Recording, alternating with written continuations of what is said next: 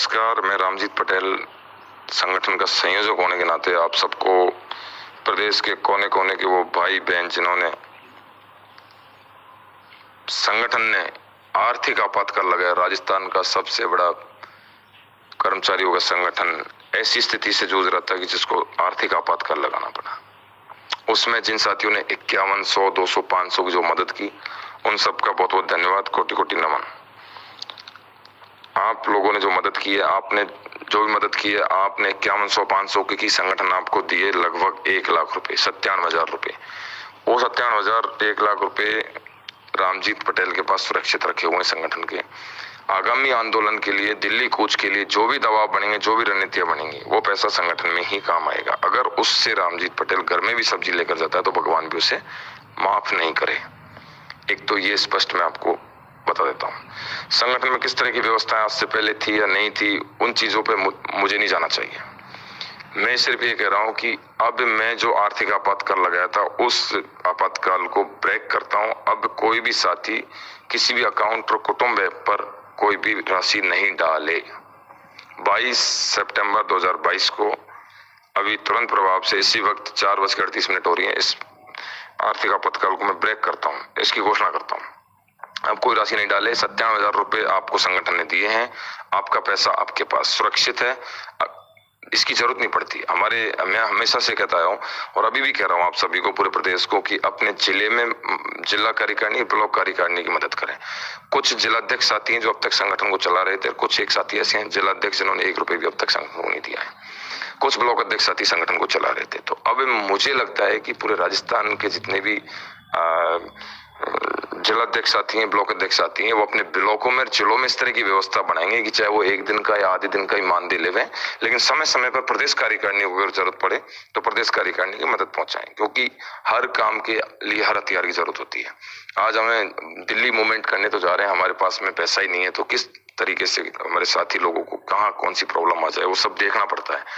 सब 77 साथी जेल से छूटे थे, रिहा हुए, तो साथियों की चाय पीने की बहुत बड़ी इच्छा थी। सब दिन भर से भूखे प्यासे थे। 5-6 घंटे का वो 4-5 घंटे का वो सफर जो गुजरा, उस समय का लास्ट मोमेंट का जो पुलिस और प्रशासन का दबाव, और उस दबाव के बाद में साथियों को उठा लिया जाता है, तो वो साथी जब चाय पीने की इच्छा थी तो चाय नहीं बनवा पाए, क्योंकि इतना पैसा संगठन के पास नहीं था।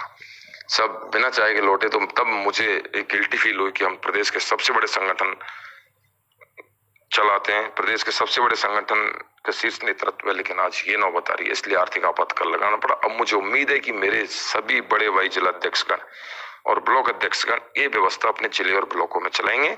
उसके बाद में संगठन का एक सामूहिक जो अकाउंट होगा, जिसमें एक व्यक्ति कोई लेन देन नहीं कर सकता, एक ऐसी व्यवस्था बनाएंगे जो अन्य संगठनों में, रेगुलर जो संगठन है कर्मचारियों के, उनमें बनती है। एक व्यक्ति लेन देन नहीं कर पाता, 4-5 व्यक्ति उसमें, 2-3 व्यक्तियों का जो भी जॉइंट अकाउंट, बैंक जो व्यवस्था देगी, वो लेन देन के तहत वो पैसा निकाला जाए। तो जिलाध्यक्ष साथी, ब्लॉक अध्यक्ष साथी अपने अपने सिटी बाई सिटी, ब्लॉक अध्यक्ष जिले को और जिला प्रदेश को, इस तरह की एक व्यवस्था आप अपने जिले में बनाएं। मुझे पूरी उम्मीद है।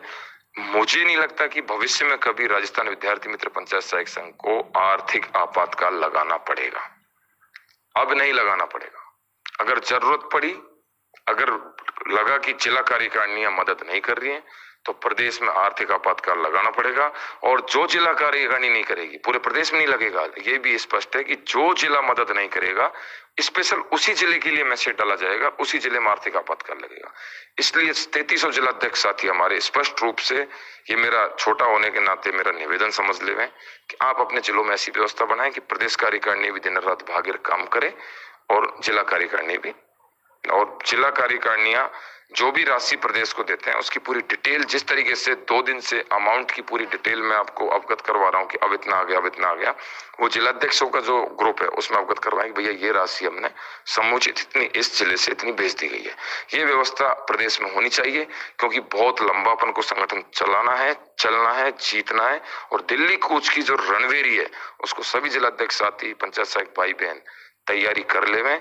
दिल्ली में अब होगा धमाका। समय कम है, सरकार के पास भी, हमारे पास भी। अब हमें आदत नहीं है भैया 14-14 साल लड़ने की, कि 14 साल फलाने ने ये किया, 10 साल ये किया, 15 साल ये किया। हम चाहते हैं तुरंत प्रभाव से निर्णय, क्योंकि आप भी बहुत परेशान है, आपसे ज्यादा हम परेशान हैं। लड़ेंगे, जीतेंगे। गांधीवादी सिद्धांतों पर आंदोलन होगा, गांधी जी ने जैसे जीत दर्ज आजादी प्राप्त की थी, इस संविदा शोषण से हम भी आजाद होंगे। लेकिन अब आर्थिक आपातकाल को मैं पूर्ण रूप से ब्रेक करता हूं। आगे से सभी जिले कार्यकारिणी और ब्लॉक कार्यकारिणी स्वतंत्र हैं। वो एक सिस्टमेटिक तरीके से एक व्यवस्था अपने जिले और ब्लॉकों में बनाए। बहुत बहुत धन्यवाद पूरे प्रदेश को, राजस्थान के कोने कोने के जिन्होंने आर्थिक आपातकाल का सहयोग किया, संगठन का सहयोग किया। गिल्टी फील जरूर हुई कि इतने बड़े संगठन को आर्थिक आपातकाल लगाना पड़ा, लेकिन एक खुशी भी हुई और गर्व महसूस भी हुआ।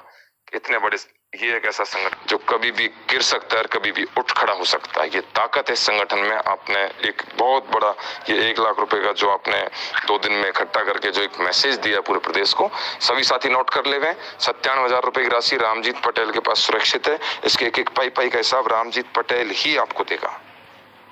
कहीं भी किसी भी जगह आप पूछ सकते हैं। जय संघ जय संघर्ष। दिल्ली रणबीरी की तैयारी कर ले हुए, कभी भी आपको मैसेज मिल सकता है। संविदा एक्सप्रेस, पंचायत सहायक एक्सप्रेस रवाना होगी दिल्ली।